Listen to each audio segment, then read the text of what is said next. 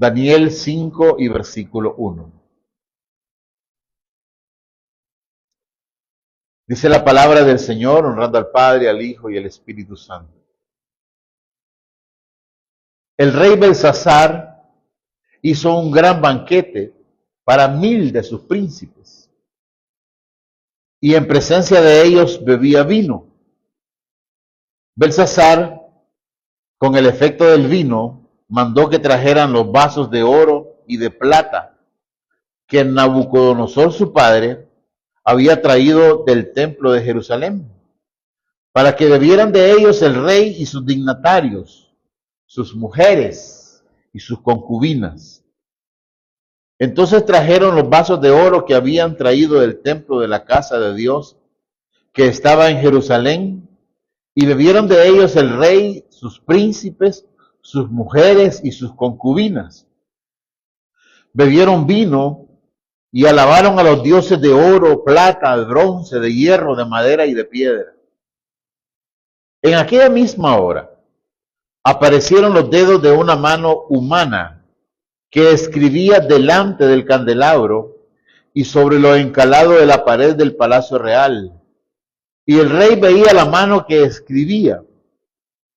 Entonces el rey palideció y sus pensamientos lo turbaron.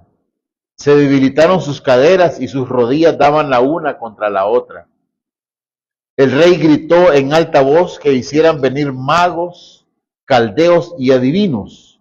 Y dijo el rey a los sabios de Babilonia: cualquiera que lea esta escritura y me dé su interpretación, será vestido de púrpura, llevará en su cuello un collar de oro y será el tercer señor en el reino. Padre, bendice tu palabra, Dios, danos sabiduría, entendimiento para poder comprenderla, explicarla y atesorarla. Gracias, Dios, en el nombre de Jesús. Amén y amén. Podemos tomar asiento. Veamos el contexto, hermanos. Estaba la gran ciudad de Babilonia, el imperio ya al final de sus días. Desde hacía 4 meses, el ejército medo-persa había estado acampando en las afueras de Babilonia. Y precisamente estaban acampando no para saludarles ni para participar del convivio. Estaban acampando porque trataban de tomar la ciudad de Babilonia. Han pasado 20 años desde que Nabucodonosor desapareció del panorama, ¿verdad? Eso aparece ahí en el versículo 37 de Daniel 4, las últimas palabras de Nabucodonosor, cuando después de su locura, acuérdense que Nabucodonosor fue llevado en su locura a pastar con las bestias del campo, con los asnos monteses, y dice que comía hierba como los animales en su locura, pero luego recapacita y reconoce a Dios. Sus últimas palabras están ahí, ¿verdad? En el verso 37, cuando dice: ahora yo, Nabucodonosor, alabo, engrandezco y glorifico al Rey del cielo, porque todas sus obras son verdaderas y sus caminos justos. Y él puede humillar a los que andan con soberbia. Últimas palabras. Cierra el telón ahí y ábrela 20 años después. Ahora le sucede un nuevo rey, ¿verdad? Que es precisamente este rey Belsasar. Su nombre significa Bel protege al rey. Bel es una diosa o un dios babilónico, ¿verdad? Entonces él, su fuerte era que esa diosa o ese dios lo estaba protegiendo. Amparado lógicamente a una serie de cosas que en arqueología moderna se han venido descubriendo. ¿Qué es lo que él confiaba? Bueno, la ciudad de Babilonia estaba rodeada, ¿ha oído usted escuchar el término los muros de Babilonia? Y es que precisamente eran unos muros colosales. Déjeme decirle que primeramente había una fosa, un foso donde había desviado parte del río Éufrates, se había desviado hacia ese foso y era prácticamente imposible, porque estaba lleno de cocodrilos y cosas por el estilo, ¿verdad? Era imposible que las personas pudieran penetrar a través del foso. Luego venía una primera pared, Esa primera pared medía 24 metros, hermanos. 24 metros. Más grande que todo este hotel. De espesor. Altura de 30 pies, o 30 metros, perdón, de altura, ¿verdad? Luego venía un campo completamente limpio y luego una segunda muralla, exactamente la misma que la otra. 30 metros de alto, 24 metros de espesor. Arriba podían transitar carros, carruajes. Se dice que hasta 3 carros o 4 carros podían atravesarlo así, en fin, uno detrás de otro. Tan grande era esa muralla.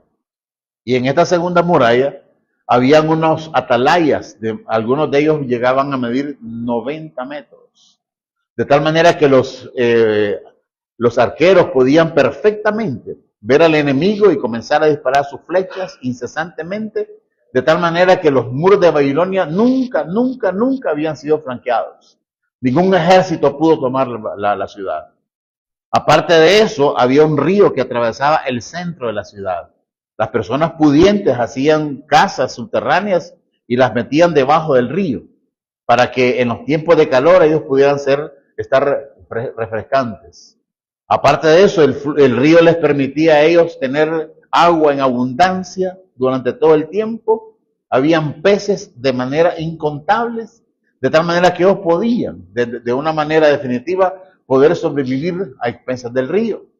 Y aparte de eso, en las excavaciones se descubrió que habían acumulado pero tanta comida, que podían sostener a todos sus habitantes por lo menos durante 20 años. 20 años. Entonces, prácticamente ellos se sentían completamente protegidos, o sea, completamente imposible que ellos pudieran ser vencidos. Y por eso el rey ahora ha hecho, es decir, un banquete, ¿verdad? Donde imagínense, 1000 funcionarios. Estamos hablando de gobernantes, militares, gente poderosa, gente rica.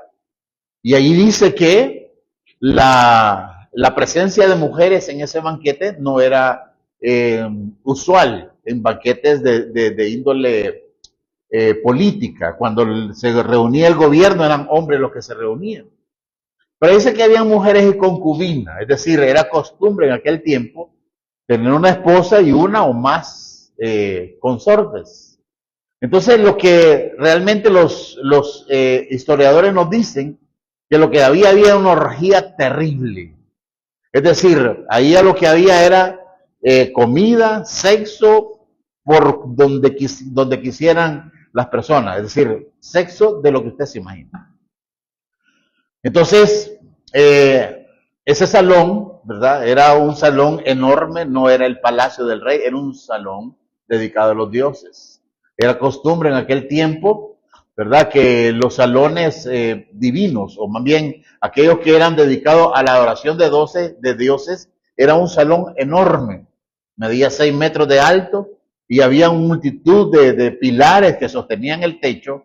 Y esos pilares eran ricamente labrados. Algunos dicen que eran figuras de elefantes que sostenían el techo y era una cosa magnífica, llena de lujos, llena de ostentación. Así que habían grandes mesas en forma de herraduras y algunos historiadores dicen que habían pavos reales entrenados, ¿verdad? Que habían sido dotados de arneses de oro y que ellos estaban entrenados para ir jalando unos carritos pequeños llenos de copas de vino. Así que cantidad de esos pájaros, es decir, eso era una cosa pero increíblemente magnífica. Entonces, en esas condiciones, ¿verdad? El rey se siente, ¿qué? Como casi un dios, ¿verdad? Imposible o incapaces los enemigos de penetrar esa muralla, y más bien está desafiando a los enemigos.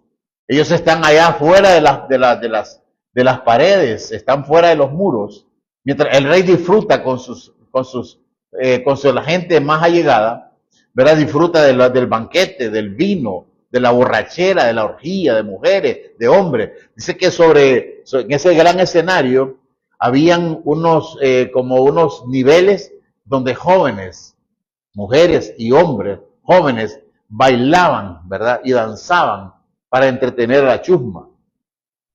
Entonces uno dice, ¿qué Dios cabe ahí? ¿Verdad? ¿Qué Dios podía caber en ese ambiente? Entonces por eso es que vamos a tratar de ir poco a poco en esto, para entender todo lo que aquí está pasando, ¿verdad? Porque, es decir, el hombre se siente pero tan divino, que de repente viene y ya en la borrachera, viene y ordena y dice, traigan esos trastes, esos instrumentos. Ahí se acuerda que hace algunos años, cuando Nabucodonosor tomó el templo de Jerusalén, dice la historia que él tomó todos los utensilios, vasos de oro, de plata, de oro, los platos, cucharones, tazones, todo lo que se utilizaba en la adoración a Dios, lo tenían los babilonios en su templo, dedicado a sus dioses. Y en medio de su borrachera, el rey se sintió pero tan arrogante, que le dice, traigan esos tazones. Tazones que habían sido diseñados desde el cielo para la adoración al Dios verdadero, ¿verdad? Y quizás todo esto no hubiese pasado a mayor cosa si este hombre no hubiese cometido esa imprudencia, o más bien esa arrogancia que se convirtió en una blasfemia. ¿Por qué razón? Porque allá habían prostitutas, ¿verdad? Allí en medio de esa que estaban diseñadas para que los hombres que llegaran sin su esposa, sin su concubina, pudieran participar de la orgía. Entonces vino él y sacó esos instrumentos santos. Usted puede verlo ahí en el verso 2, ¿verdad? Dice, Belsasar, con el efecto del vino, mandó que trajeran los vasos de oro y plata, ¿verdad? Es decir, que lo que había en el templo los mandó a traer. ¿Y para qué los mandó a traer? Dice, para que bebieran de ellos el rey propiamente, ¿verdad? Sus dignatarios, sus mujeres y sus concubinas. O sea, ahí todo el mundo vino y tomó las cosas santas y comenzó a ella a utilizarlas para esa cosa horrenda. Ahora, por otro lado, ahí había otro problema que estaba en el versículo 4, ¿verdad? Y dice, bebieron vino, no solamente bebieron vino en esas copas, en esas cosas santas, sino que también alabaron, dice, a los dioses de plata, de bronce, de hierro, de madera y de piedra. Es decir, todo el panteón babilónico, desde el más exaltado Dios al Dios más pequeño, representando lógicamente, por eso dice, dioses de oro, vea usted la escala, oro, plata, bronce, hierro, piedra y madera quizás. Es decir, barro, el Dios que hubiera ahí iba a ser alabado. Eran tanta la gente que estaba ahí y cada quien participaba de esa manera, que al final, pues lógicamente todo esto fue una blasfemia horrorosa, ¿verdad? Y lógicamente, pues Dios no se iba a quedar de brazos cruzados. Hermano mío, esto que estamos relatando es exactamente el estado al cual nosotros estamos llegando. Es decir, la tierra prácticamente está haciendo exactamente lo mismo, adorando dioses de diferentes materiales, ¿verdad? Ensoberbecidos, les vale un sorbete lo que se diga aquí de la palabra de Dios. La Biblia ha sido sepultada bajo toneladas de literatura y bibliografía atea, donde los gobernantes lo menos que se acuerdan es de que hay un Dios en los cielos. Y hacen las cosas de manera irracional. Toman las cosas santas de Dios y hacen de ellas una parodia. En esas marchas de orgullo, lo que hacen es una parodia. Usted ve a personas que representan al Señor allá en Francia, en París. Ahí representaron la Santa Cena con un montón de gente nefasta, perversa, pervertidos completamente. Por eso es que París está hoy así, Francia. Si usted no sabe, Francia ha sido invadido por musulmanes. Es decir, hoy en día hay una terrible, pero terrible, ¿cómo se llama? Invasión de este tipo de bueno, de gente religiosa. Por eso es que Francia está a punto de reconocer un segundo Estado, reconocer el Estado palestino y el Estado israelita, porque lo que hay ahí es una mayoría musulmana. ¿Por qué? Porque hicieron parodia del Señor. Y eso no se va a quedar así, hermano. Créame que no se va a quedar así. Francia va a pasar por momentos muy, pero muy difíciles, y anote el día y la hora. Vienen cosas terribles para ellos. Y para todos aquellos países a quienes las cosas santas de Dios las han tomado como si fuese cualquier cosa. Están haciendo exactamente lo mismo que Belsasar. Se sentía tan, ¿cómo se llama? Tan invencible. Se sentía tan exaltado él, que vino y no solamente desafió a los ejércitos que lo estaban esperando allá afuera, sino que también desafió al Dios de los cielos y de la tierra. Y eso es peligroso. Porque cuando una nación, un país, un hogar, una persona comienza mediante sus hechos, cuando una persona comienza a ir poco a poco a desafiar cada vez más abiertamente a Dios, pues lógicamente lo que está haciendo es acercando a su final. Hermano, esto estaba a punto de llegar a su final, ¿verdad? Eso lo vamos a ver en la segunda parte, pero a lo que quiero yo concentrarme hoy es que usted vea cómo el mundo completo, se está acercando cada día más a su final. Y ahora, en estos mismos momentos, esa mano que se movió, vea el versículo 5, dice, en aquella misma hora, es decir, cuando el mundo llegue a ese pináculo, cuando el mundo llegue a ese momento de depravación total, como el que estamos viviendo, la mano de Dios se está moviendo también.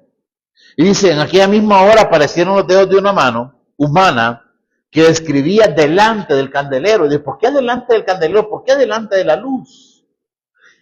Hermano, Dios utiliza la historia. Dios utiliza las coincidencias para él permanecer oculto. Es decir, hasta este momento, salvo la aparición de Jesucristo hace 2000 años en las tierras de Jerusalén, Dios ha permanecido en silencio. Y mucha gente ha tomado el silencio como que Dios fuese, ¿qué? O no existente, o que Dios es incapaz, o que Dios no tiene poder para hacer las cosas que Él señaló que efectivamente iba a hacer. Hay gente que se está ahorita confiando demasiado. Entonces, dice que en ese momento, delante del candelabro, porque Dios iba a revelar una gran verdad. Como Dios nos revela a nosotros su verdad. Hay una verdad de Dios y que Dios es santo. Dios no tolera esas cosas. ¿Usted cree que Dios no va a pagarle a las personas que ahora mismo están haciendo parodia, están haciendo comedia con su palabra, con sus hechos, con la persona de su Hijo amado? La persona que vino a esta tierra a derramar su sangre para que usted y yo fuésemos salvos. ¿Usted cree que Dios se va a quedar impávido ante eso? Claro que no. Dios va a revelar, como ahora mismo nosotros decimos que Dios va a revelar su cólera, su ira. Lo está haciendo ya. El dedo de Dios está escribiendo en la pared. Veamos algunos hechos de lo que está sucediendo ahorita. Mire, hermano. En enero de este año, usted se dio cuenta de los incendios masivos de California, ¿no es cierto? Hubieron incendios terribles en esos bosques llamados Palisades. En Eaton causaron graves daños, movilizaron centenares de bomberos. En Australia también, las grandes olas de calor causaron enormes incendios forestales. De tal manera que ya nosotros pudimos ver también que en el Amazonas hubieron grandes incendios. ¿Qué es eso? El dedo de Dios se está moviendo en la pared de la historia. Dios está advirtiendo que vienen cosas terribles. ¿El mundo hace caso? No hace caso. Ahora bien, inundaciones importantes, hermano, en diversos países del mundo. Quizá la más importante fue en Texas, un estado que es de un desierto. Ahora se inunda. ¿Cómo es posible eso? Es decir, tanto en Bahía Blanca, en Argentina, Texas, Estados Unidos, el sureste de Queensland, en el norte de Nueva Gales, el sur en Australia, en España, en todos lados ha ocurrido tremendas inundaciones. Terremotos. se acaba de enterarse el terremoto de 8.7, en la 8.8 en escala de Richter en Rusia, que dañó una base de submarinos nucleares. E hizo una alerta de tsunami a nivel de Hawái, Filipinas, todas esas zonas fueron puestas en alerta, ¿verdad? Cosas que nunca se habían visto antes. Tormentas y tornados. Estados Unidos ha sido un año de tornados terribles. El año pasado y este han sido años de tornados, pero espantosos. Han arrasado pueblos enteros. Angola está ahorita en su peor sequía en más de 40 años. En España hay grandes lugares donde no llueve desde hace años. Y están secándose las fuentes de agua, la gente está sufriendo, pero usted ve arrepentimiento en ellos, no.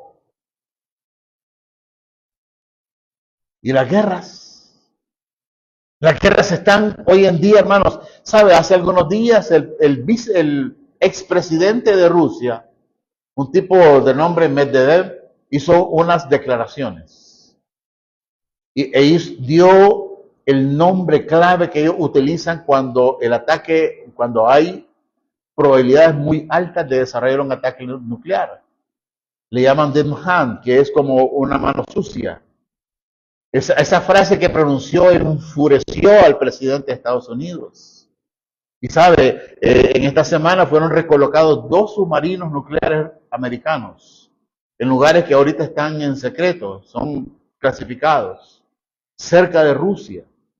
Porque si hay un movimiento de allí, hermanos, puede romperse esto en cualquier momento. Esto no es para preocuparnos.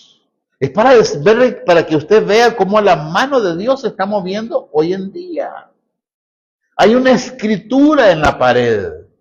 No sabemos cuándo será nuestra última comida. Como nadie sabe cuándo será la última comida, hermanos. Cuando este día termine, desde las 12 de la noche de esta noche hasta las 12 de la noche de este día, habrán muerto 152,000 personas en el mundo. 152,000 personas en el mundo. Cuando terminemos este servicio, estas 2 horas de servicio, habrán muerto 13,000 personas en el mundo. ¿Sí? Está muriendo la gente, hermanos. Se está muriendo la gente. Y usted dirá, ¿y eso qué? Porque el mundo se está riendo de Dios. O trata de reírse de Dios. La gran pregunta es, ¿dejar a Dios que las cosas permanezcan así? En un mundo donde lo que hay es... ¿Qué es lo que hay en el mundo, hermanos? El hermano Germán decía que hay gente que no tiene problemas. Y es cierto. Hay gente que lo que tiene es dinero. Igual que Belsasar. Era el hombre más rico de ese lugar. ¿Verdad? Se sentía inconquistable. La historia demuestra que no fue así. En el momento más álgido de su discurso, Dios aparece interrumpiendo las cosas. Como ahora cuando la gente ostenta. Es decir, el mundo es hoy en día, hermanos, un hervidero de entretenimiento, ¿no es cierto? Lo que la gente busca es entretenimiento. René me decía que ayer pasó por la noche allí en el área donde están las ruedas, era un hervidero de gente. Claro, desde Roma están haciendo eso, hermanos. Es decir, los gobiernos, ¿cómo hacen para subyugar a las personas? Entretienen. En Roma daban panes, así en el Coliseo, les tiraban pan a la gente y la gente feliz, ¿verdad? Entonces lo que hacen los gobiernos es eso, los gobiernos conocen. ¿Para qué cree usted que existe la sociología? Para estudiar el comportamiento de las masas. Los gobiernos saben cómo usted va a responder. La teoría de la estupidez humana, hermanos. Estudie la teoría de la estupidez humana. Y va a ver cómo la gente se vuelve estúpida, ¿verdad? Cuando hay un gobernante autócrata. Se vuelven estúpidos. Y mucha gente que no eran estúpidos, cuando se revuelve con esos estúpidos, se vuelven igual. Nosotros no somos así, hermanos. Porque nosotros no servimos ni seguimos a nadie más que a Dios. Él es nuestra inspiración. Él es nuestra luz. Él es nuestro modelo. Lo seguimos a Él. Lo que pasa con el mundo es muy su problema. Y si alguien quiere ser estúpido en el mundo, que lo sea. Nosotros aquí hemos tomado el camino correcto. ¿Por qué? Porque nos inspiramos en la palabra de Dios. Esa es la verdad suprema. Ahí está escrito lo que le espera a este mundo, hermanos. O sea, la gente poco a poco se va acercando al desfiladero. Este mundo está llegando a su final. En algún momento Dios se cansará de todo esto y dirá hasta aquí, no más. Pero mientras tanto la gente sigue en sus mismos desvaríos. Así que, hermano, con esto lo que quiero hacer es darle, por así decirlo, el impulso o el empuje que usted necesita. O sea, eso es grave lo que acaba de pasar. Esos dos submarinos que están ahorita en este momento habilitados para atacar a Rusia, es un problema muy serio. Nunca se había dado en la historia de la humanidad, nunca se había dado. Y eso lo motivó dos palabras. Luego otro hecho, el huracán Milton, la erupción en La Palma, incendios forestales, desplazamientos de tierra, terremotos, tsunamis, conflictos armados, desastres climáticos, rápidos cambios en la geopolítica mundial y la proliferación del extremismo terrorista. En este mismo momento hay bases militares que se están creando en Cuba, en Venezuela, dirigiendo su ataque contra Estados Unidos.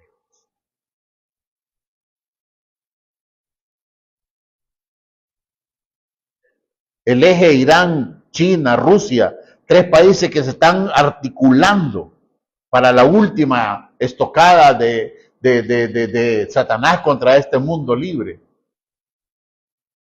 Es triste, hermanos. La escritura en la pared hoy cobra más relevancia que nunca. Dios está revelando que Él tiene un plan. Y ese plan, aunque usted no lo vea, hermano, es un plan que Dios va a ejecutar. Mire lo que dice el libro de Isaías, capítulo 64 y versículo 1. Dice el profeta, oh, si rasgara los cielos y descendieras, si los montes se estremecieran ante tu presencia. Cada vez que usted ve un terremoto, hermanos, es que la presencia de Dios está ahí. Es Dios diciendo a la persona, arrepiéntanse. Es Dios diciendo a las personas, sigan mi camino, vuélvanse a mis planes, vuélvanse a mi camino. Yo tengo un plan que estoy a punto de cumplir. Y la tierra tiembla, vea lo que dice eso. Verso 2. Dice, como el fuego enciende el matorral, como el fuego hace hervir el agua, para dar a conocer tu nombre a tus adversarios, para que ante tu presencia tiemblen las naciones. Ahora las naciones no están temblando, pero lo van a hacer. En algún momento, cuando el cielo se rasgue, cuando vean al Señor descendiendo en las nubes, cuando comiencen a meterse en las cuevas, en las grietas, debajo de las peñas, cuando traten de esconderse de la presencia de aquel que viene montado en el caballo blanco, cuando los juicios de Dios estén por ejecutarse en la tierra, hermano, la gente va a temblar.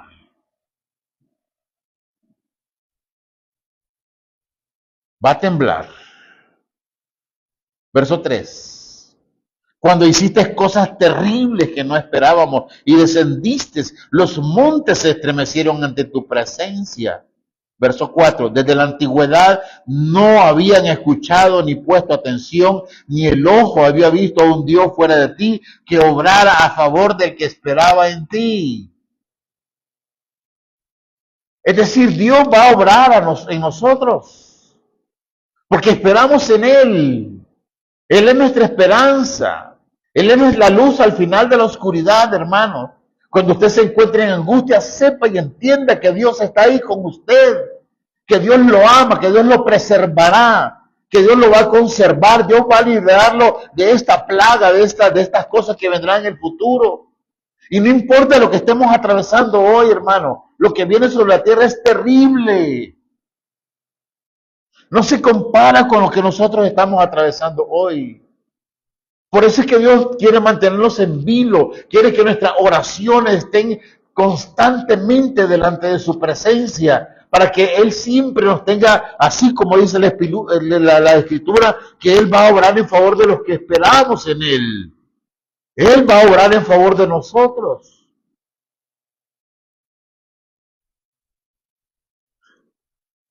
Hay de aquellos que tendrán su última comida y que se despedirán de este mundo sin haber conocido a Dios, sin haberlo anhelado, sin haberlo amado, sin haberlo abrazado. Ellos van a sufrir, pero usted y yo no. Dios tiene un plan para nosotros. La historia de Belsasar y sus funcionarios, la historia del mundo, no es la historia nuestra. Esos son ellos, llenos de embriaguez, llenos de perversiones, llenos de todas las cosas que ahí se comentan, adorando a dioses de madera, de plata, de bronce y de hierro y de cuantas cosas más. Esa es la historia del mundo. Dios escribe para ellos, también para nosotros es cierto, pero para ellos tiene un significado, un contexto distinto. Para usted y yo el contexto es diferente. Y como la gente no va a entender, no va a entender. Por eso Romanos 1:28 dice, y como ellos tuvieron a bien, dice, no reconocer a Dios. Es lo que el mundo hace. ¿Sabe? Durante una marcha argentina de ese orgullo, ¿verdad? Las mujeres llevaban muñecas y muñequitos. Era un plan. Y cuando la marcha iba por cierto lugar, tomaban esos muñecos, los estrellaban contra el piso, le daban con garrotes y con palos, y los quemaban, y decían sí al aborto, no queremos hijos. Las mujeres.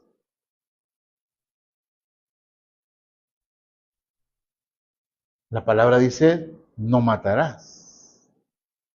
El mundo dice, sí lo vamos a hacer. ¿Quién es más poderoso?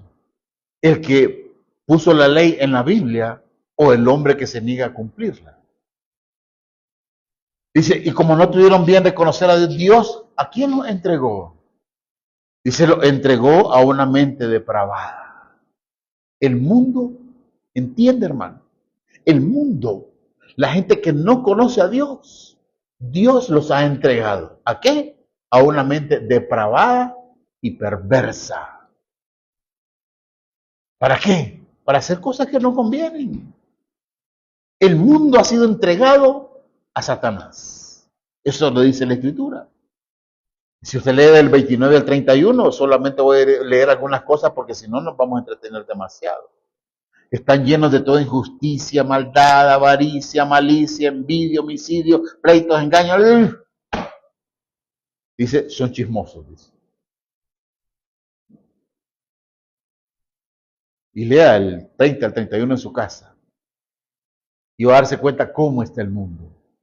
¿Y por qué lo hacen? Porque su mente está tomada por una mente depravada y perversa, que piensa solamente en el mal. Ahora, si nosotros vemos a Dios, Dios es el creador de todas las naciones, hermanos. Es decir, las naciones creen que se gobiernan solas. Las naciones creen que son autónomas. Son independientes. Claro que no. Hechos 17:26 dice. Hechos 17:26. De uno solo, dice. Fíjese bien. Claro, de un hombre, Adán y Eva, ¿verdad? De uno solo Dios hizo todas las naciones del mundo. ¿Quién hizo a El Salvador? Dios. ¿Quién hizo a Estados Unidos? Dios. ¿Quién hizo a la Cochinchina? Dios. ¿Me entiende? Los imperios que han existido, Dios los hizo. Y desaparecieron porque Dios así lo quiso. Entonces dice, Dios hizo todas las naciones del mundo para que habitaran sobre la superficie de la tierra. Habiendo determinado, Esta es una determinación de Dios. En otras palabras, Dios ha dado un ultimátum. Dice, habiendo determinado sus tiempos y las fronteras de los lugares donde vive. Allí donde usted vive ha sido determinado por Dios. Amén. Este país tiene las fronteras como Dios así lo quiso. Pero también tiene sus tiempos. Es decir, algún día las naciones van a desaparecer. La tierra va a terminar. Nosotros pasaremos a un estatus distinto. Pero eso es porque Dios así lo quiso. Ahora, el gran problema es en la tierra. Apocalipsis 12:12. Por lo cual, dice, Apocalipsis 12:12. Por lo cual, regocíjense, cielos, y los que moran en ellos, es decir, los ángeles, allá arriba. Ay de la tierra y del mar, porque el diablo, Satanás, ha descendido, dice, ha descendido con gran ira, ahí dice, sabiendo que tiene poco tiempo. Hermano, el tiempo de Satanás es limitado. Esta cosa que usted ve es bien pequeña, bien limitada. Estos tiempos son pequeños, claro, en comparación con la eternidad. Usted va a gozar de la inmortalidad y de la alegría y de manera eterna. El tiempo que tenemos de angustia es pequeño.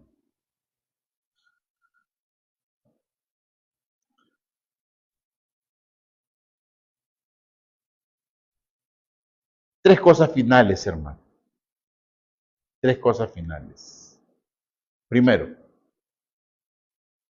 puede ser que el gobierno de Dios sea invisible, ¿verdad? Bueno, de hecho sí lo es. El gobierno de Dios es invisible, pero Él está ahí. ¿Sí me entienden?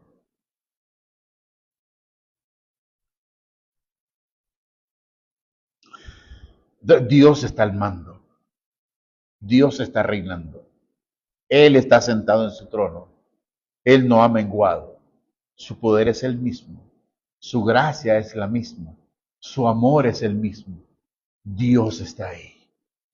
Aunque no lo vean. El mundo no lo ve y por eso no cree en Él. El mundo no cree que Dios exista. Pero cree en el aire, cree en la gravedad, cree en todas las leyes universales. Y Dios se esconde detrás de las leyes. Por eso le digo, puede ser que el gobierno de Dios o el reino de Dios sea invisible, pero está ahí. Segundo, los juicios de Dios pueden demorarse, estoy de acuerdo completamente, pero Dios hará justicia. Es decir, cuando usted lo opriman, cuando usted, hermano, ¿usted cree que todas estas grandes empresas que se regocijan por las ganancias que yo le he dicho, hermano? Los bancos no pagan impuestos aquí en el país ni en ningún país del mundo. Tienen grandes ganancias. ¿A costa de qué? De los intereses caninos que ponen sobre la gente. Usted va a cualquier lugar y comienzan los intereses y todas las cosas ocultas, ¿verdad? Lo están oprimiendo, nos están oprimiendo. Bueno, el juicio de Dios puede demorarse, pero era la justicia. Algún día, hermano. O sea, ¿cómo es posible que, por ejemplo, dicen las petroleras, que la ganancia de ellos es pequeña, ¿verdad? Así lo dicen. No, si casi no ganamos. Y se dan el lujo de rifar 21 carros, ¿verdad? Carros que salen del mismo bolsillo de los consumidores. Eh, Rifan viajes para el Mundial de Fútbol, viajes para allá, rifan un montón de cosas. ¿Cómo es que no tienen ganancias o sus ganancias son pequeñas cuando hacen todas esas cosas? Porque nos están ocultando, hermanos, que son aves de rapiña. Pero Dios hará justicia. Así que cuando a usted le toque pagar por una necesidad, dice, uy, he tenido que pagar 2 veces, 3 veces lo que presté. Tranquilo, Dios hará justicia. En esta vida o en la siguiente. ¿Sí me entiende? El juicio de Dios se retarda, pero va a llegar. Vean lo que dice Job capítulo 20 y verso 5. Para adornar esto, hermanos. No para que usted se sienta como que se está vengando de alguien, no.